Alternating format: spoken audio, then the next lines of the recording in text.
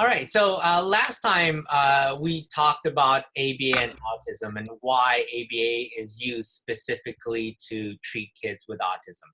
So today we're going to talk about is like, well, how does ABA actually work? Like, what are the mechanisms behind it actually being effective?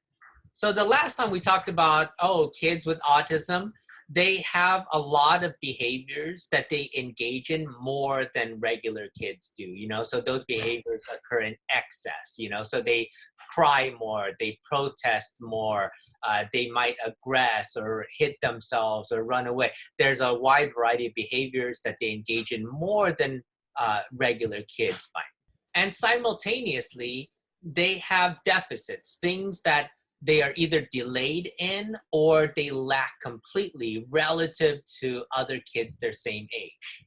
That means that they may have some understanding of language or they don't have any understanding of language. Many are not able to actually copy actions that they see in other people, So like, for really young kids, a lot of times, they see parents do something or they see a brother or a sister do something, and then they start to copy those things. Many of our kids, they don't know how to copy the actions that they see. So these kids demonstrate these deficits across almost all areas of functioning, from being able to wash their own hands, getting dressed by themselves, communicating effectively by pointing at things or by asking for things, being able to tolerate a wider variety of situations and circumstances. So across the board, almost in every area, the child is either delayed in their skill set relative to other kids, or they're completely missing that skill altogether.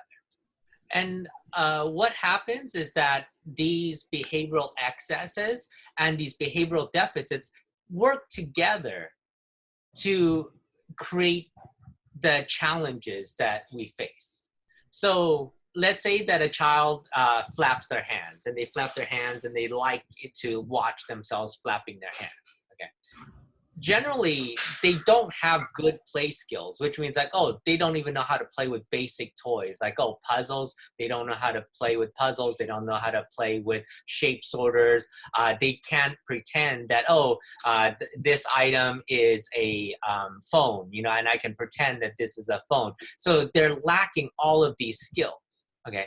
And because they lack all those skills, they're going to be bored a lot of the times, and so when they're bored, it's better for them to stay engaged with something than to be bored. So that's what then, why they would engage in these self-stimulatory type of behaviors a lot more often. Why would they hand flap so often is that, I don't know what else to do. I have no other skills that will better occupy my time. Now, all children are born able to do various things. They're born able to cry, They're born able to throw a tantrum. They're born able to hit and to scream and to do all of these inappropriate behaviors. And so when you take a look at the kids that we work with, it's easy for them to engage in all these behaviors because it's a natural thing for them to engage in. And yet, when they lack skills, I don't have the language to effectively communicate. I don't have the skills to learn as effectively as another child might. I don't have these skill sets to help me out. To get what I want, I'm going to do the easy thing, not the hard thing. So, the hard thing is me learning how to speak or how to do something.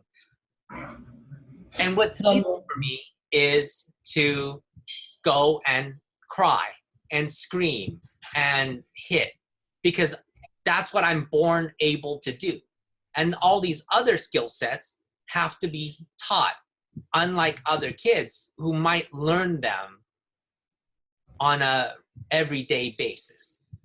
In order to effectively make changes in the child's life, then you have to make sure that you're addressing both these behavioral excesses and their deficits. So we must actively teach them the skills that they're delayed in or they're completely lacking, and give them the skill sets to be able to get the things that they want. At the same time, we have to make sure that we're suppressing all their behavioral excesses, okay? And the reason why is that even if I teach you to point to something that you want, pointing is hard for me, you know? This is a skill that I'm learning for the very first time, okay? And that, I can point to things that I want. However, if I still get the things that I want by crying and by screaming and by hitting somebody, because this skill is easier for me to demonstrate. The crying, the screaming, all that stuff is so much easier for me to do. Well, why would I do something hard if I can still get the things that I want by engaging in these other behaviors? So for all the behavioral excesses, the tantrums, the aggression, the running away, the not listening to our instructions, the reason the child engages in all those behaviors, at the end of the day, it works for them. They are very effective at getting you to stop making them do things they don't want to do. They are very good about getting the things that they want. So if I want that ice cream, I know how to get that ice cream, you know? And that, if I want your attention, I know how to get your attention right away. So every behavior that the child engages in has a reason for them to engage in that behavior. There's a purpose behind it. And to be very effective at getting rid of those behavioral excesses, then we actually have to be really good about identifying the reason why the child's doing what they're doing. So what are some of the common things that people do what they do? Okay, so we're going to take a look at some of those things. And one of the most important ones is attention. Everybody in the world needs attention. Everybody needs attention because we are born social beings. Okay, when you take a look at attention for a human is dependent on the community in which they live. If you put somebody on a desert island with no other human interaction, that person will go crazy over time. What is one of the worst possible punishments for somebody in prison? Social isolation. You keep them apart from everybody else. All kids benefit from having good attention. They want it, praise, any kind of attention. All kids love attention. However, if they can't get the good attention, they're just as happy getting bad attention. You yelling at me, you screaming at me, you reprimanding me. If I can't get you to praise me, I'm just as happy getting the bad and the negative attention. So the challenge is in terms of like, when you're working with kids, they need good attention, but they're happy getting the bad attention. And so you have to be really good about making sure that when you give them good attention, it's enough good attention, you know? So it's not just, good job, and then you go and you do something else. Versus like, when they do something wrong, guess what? Guess how much attention there is? No, you can't do that. It's the magnitude of the attention, how much that they get from when they do something wrong.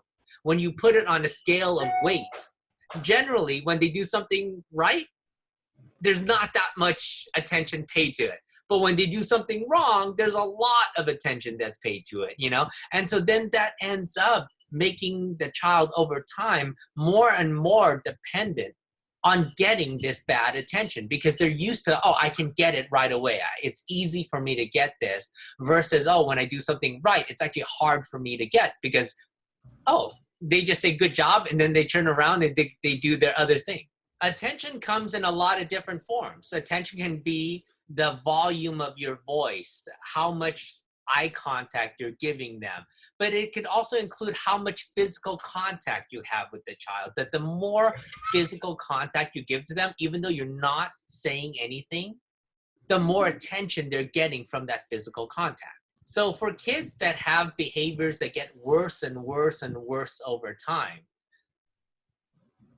a lot of times what happens is that parents inadvertently reinforce all the wrong types of behaviors. So then it's learning, oh, when the child is engaging in a behavior to get attention, you have to minimize the amount of attention that they get for engaging in that behavior. Now, another reason for kids and any of us to engage in a behavior is because we don't like something and we're trying to avoid it or escape from the situation or the conditions that we don't enjoy. So if I don't like following your directions, what I have to do is I just pretend I didn't hear it. Oh, you tell me to come over? And it's like, no word was ever spoken by anybody. I keep on doing the exact same thing I was doing. And it looks like, oh, you didn't hear me. And so you'll repeat yourself. And then you'll repeat yourself. And generally as parents, what you do is you just give up. Like, oh, he's not listening. And okay. And then you just let it go. So what happens is that, oh, when I don't listen to you, it gets me what I want, which is for you not to make me do stuff. So a common disciplinary intervention that a lot of parents use is timeout, right? And so teachers use it. A lot of people use it. So let's say you have a child that hates to do their math, and they rip up their paper to do because they don't want to do their math. So the teacher sends them to timeout, okay? Meaning that, oh, I want to correct this behavior. I don't want you to engage in this ripping of the behavior. So I'm giving this disciplinary action to you. Okay? So what's happening there is the child gets exactly what they want. I didn't want to do the math, so you're sending me away from the math, And so guess what's going to happen to that behavior? Because it gives me what I'm looking for, I'm going to keep on doing it. I'm not going to stop doing it because it's very effective at getting me the things that I want, which is I don't want to do this, so I'll do this, and it gets me out of it. So one of the most important things to learn is making sure that whenever you make a demand of the child, there is no escape from that demand. There is no getting out of it. That, oh, when I tell you to do something, no matter what you do, it doesn't matter because you are going to listen to the things that I'm telling you to do.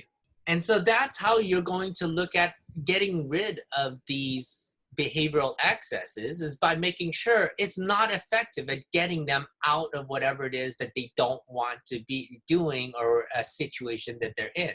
So, oh, you give them food that they don't want. You want to make sure whatever it is that you do cannot get them out of eating that food.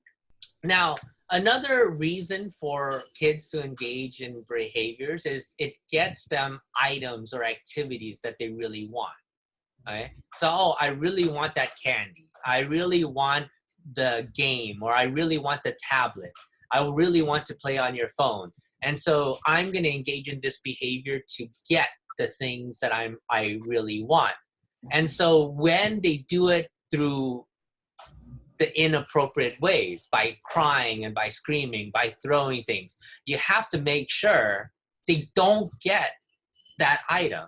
Because if they do get that item, they learn, this is how I get things. Oh, I just need to hit you. Then you'll give it to me. Oh, I just need to kick you, and then you'll give it to me. And so in order to get rid of them, we have to make sure, oh, whenever they engage in that behavior, they cannot get the things that they're looking for. Now, one of the last functions that we'll be talking about is sensory stimulation. And sensory stimulation is the sensations that we get from all of our senses, the things that we see, the things that we feel, all of our senses, the things that we smell, the things that we taste, that all of those things that we engage in, that we like doing, that we choose to engage in, all have this sensory stimulation component to it, which is, oh, the reason I engage in this hobby or this activity is because of the sensory sensations that I get from that activity. Now, we touched a little bit on it last time, which is that everybody engages in sensory stimulation. Everybody does, okay? But for us, what happens is that we learn at a very young age what is socially appropriate and what is not socially appropriate. And so what we learn to do is like, oh, those things that are socially appropriate we'll continue to do in public. But those things that are socially inappropriate to do, we learn to get rid of or hide. So that, oh, we only do it at home, where only our family members know that we do this particular behavior and that nobody else is aware of it. The problem is that our kids don't have the same social stigma that we learned when we were kids. They don't care about what other people think of them. They don't care. If what I do gets me what I want, I'll do it more often. And it doesn't matter how embarrassing that thing is for anybody. I'll do it because it gets me the things that I'm looking for. So the sensory stimulating behaviors are, for the rest of us, twirling our hair, tapping our feet. In college, a lot of twirling of pencils, okay, or twirling of pens. Those are all self-stimulatory, but they are generally socially acceptable. For our kids, it might be flapping their hands. It might be rocking their bodies. It might be making sounds like, and doing it repetitively. So remember that these sensory stimulating behaviors are, one, enjoyable.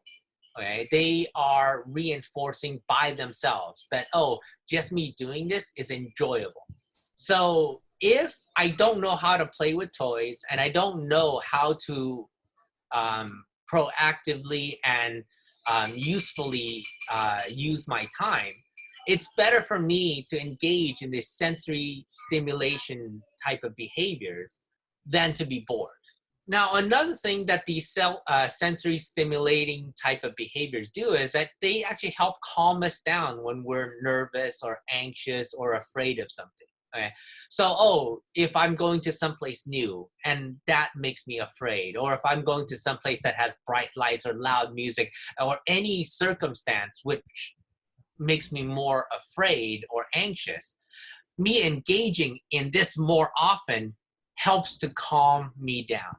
So to get rid of some of these type of sensory-seeking behaviors that are inappropriate, socially inappropriate, then we have to do a couple things. One, teach them how to play with things. Teach them to occupy their time with more socially acceptable things to do.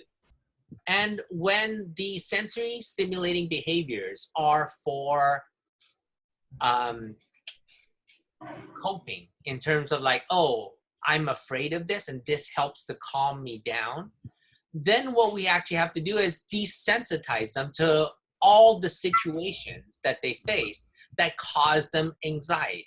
And therefore, we have to teach them to be able to calm themselves down and to be able to learn how to breathe or how to relax themselves so that when they are in the situation, they have good coping mechanisms to help them calm their own fears, their own anxiety.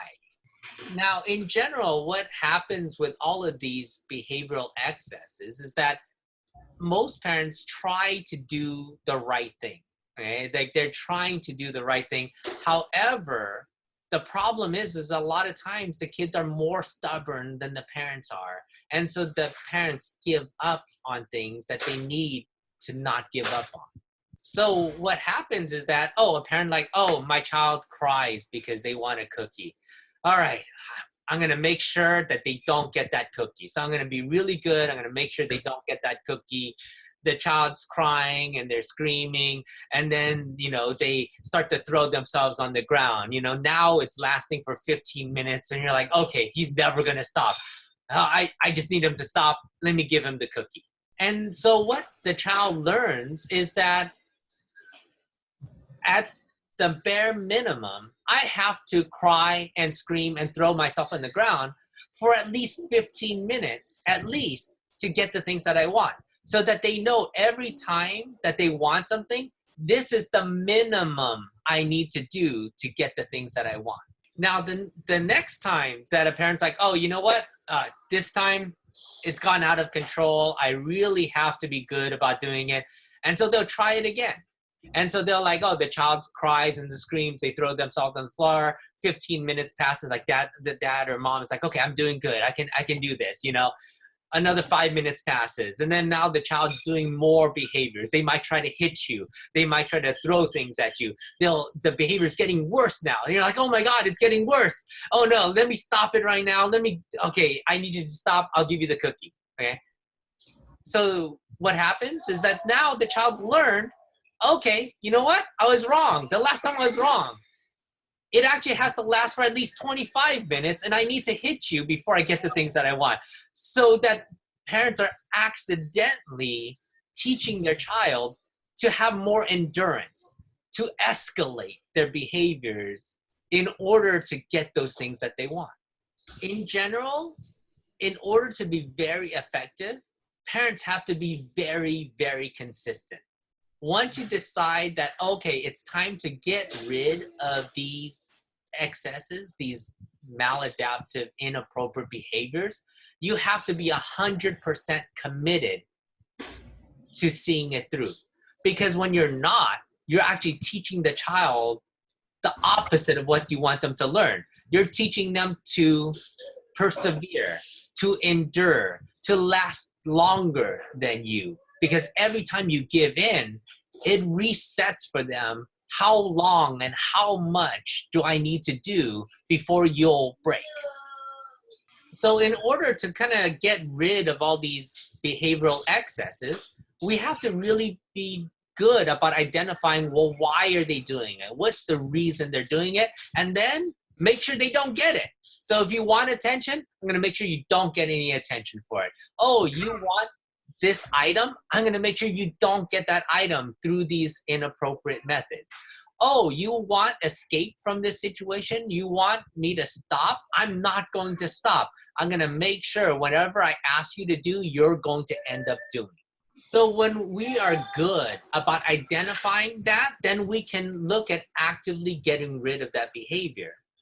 And simultaneously, oh, you know what? This child has this particular need. They need their attention. They need to be able to escape from certain situations. They need to be able to access those things that they want.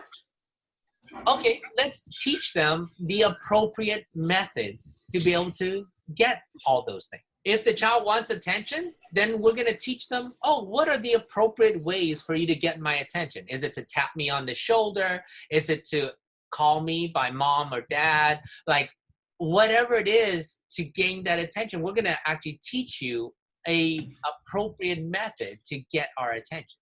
If you want something in particular, rather than scream or cry or hit to get the thing that we want, we're going to teach you to point to it. Oh, when you point to something, we're going to get you the thing that you want. Oh, you want something? Ask for it. Say it by its name. Okay? Or some other means for them to be effective at communicating what they want and them being able to get that thing through these appropriate channels. And if you want escape from a situation, one, I can teach you appropriate ways to ask not to do something you don't want to do. You know, so rather than screaming and hitting me because you don't want to do this, I'm going to teach you nicely to say like, oh, can I have a break? Oh, can I not do this right now? And allowing that appropriate behavior to get them the escape that they're looking for. Now, the more important way to kind of get rid of these escape type of behaviors is to expose them and getting them comfortable across all the situations that they're not comfortable. Okay, so if they don't like foods and they're protesting because of foods, getting them to tolerate eating a wider variety of foods will get rid of this behavior because they are no longer as sensitive or as resistant to the food.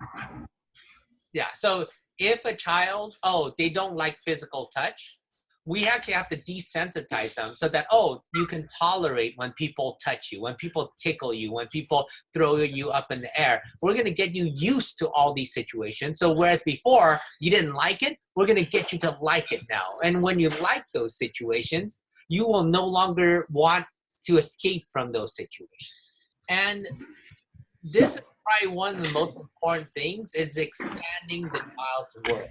You know, because in the beginning of treatment, most kids like so very few things. There's so very few things that motivate them, that they actually enjoy doing.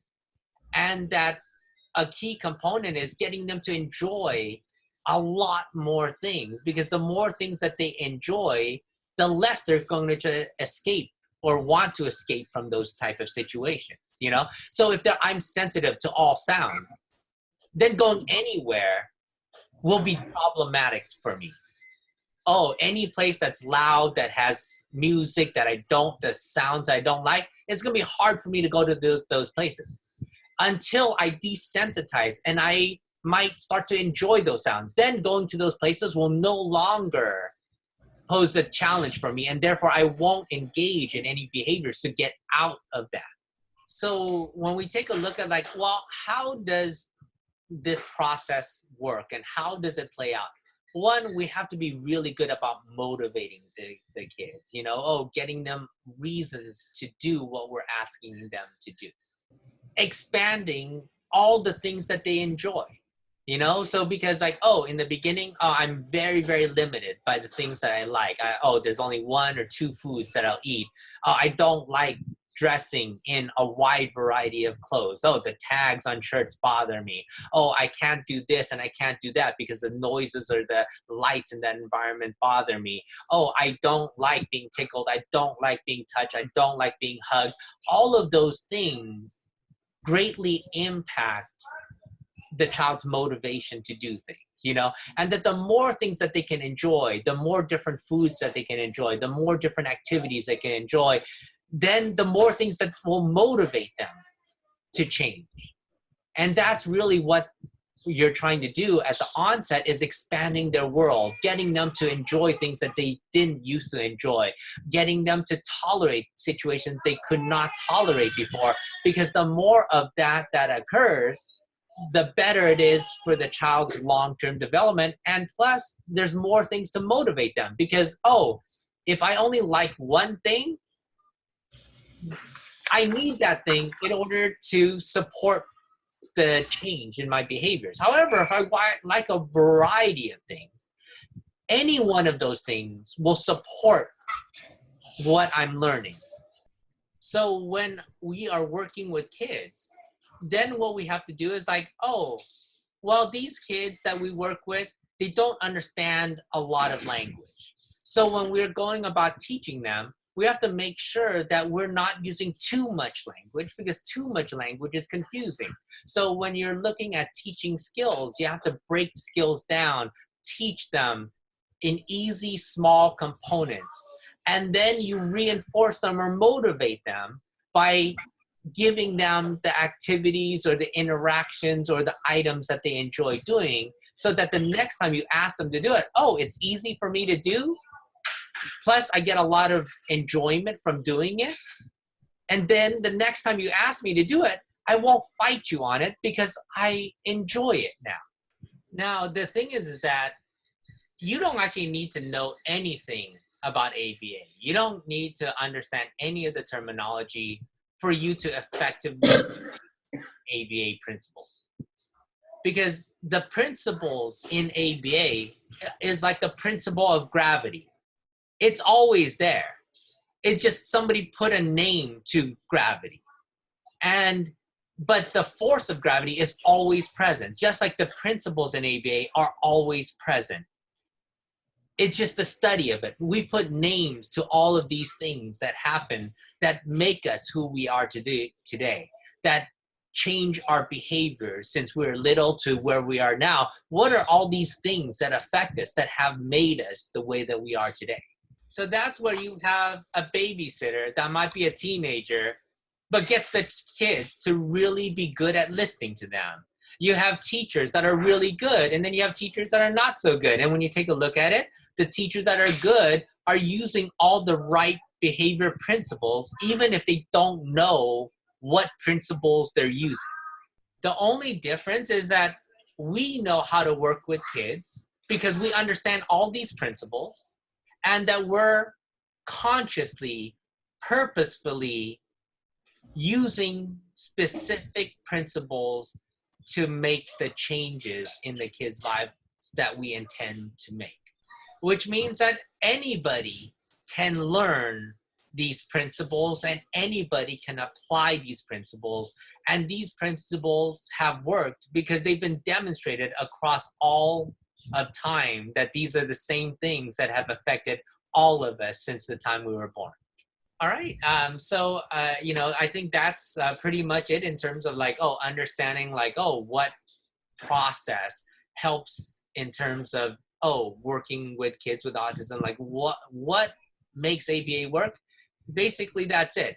We've identified the skills that the child's missing. We're going to teach them all the skills that they lack so that they can access all the things that they usually do through these inappropriate means.